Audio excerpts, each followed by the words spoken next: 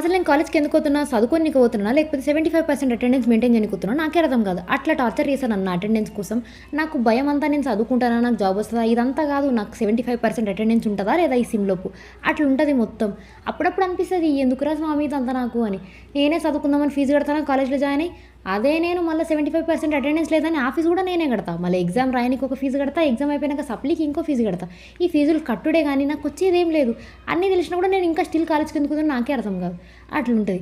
ఒకవేళ మీరు 'happy days' cinema చూసి అబ్బా! ఎంత బావుంటది కాలేజ్ లైఫ్ అని వచ్చిర్రనుకో ఈ బీటెక్ కాలేజెస్‌కి అంతే మీ బతుకంతా ఆగం. సో, ఎవరైతే అట్లాంటి ఊహలలో బతుకుతున్నారో వాళ్ళందరికీ చెప్పాలనుకుంది ఒకటే, అట్లా ఏమీ ఉండదు. ఫస్ట్ సెట్ అట్లనే అనిపిస్తది. తర్వాత సెకండ్ సెమ్‌కొచ్చేవరకి కంప్లీట్‌లీ డిఫరెంట్. ఈళ్ళు పెట్టే టార్చరు, భరించడం అంతా ఇంతా ఎవరి వల్ల కాదు.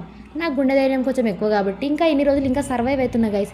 ఈ ఎగ్జామ్‌లు, ఆ ఎగ్జామ్‌లు, ఇంటర్నల్స్, ఎక్స్‌టర్నల్స్, వైవాలు అది ఇది అని పెట్టే టార్చర్ వేరే.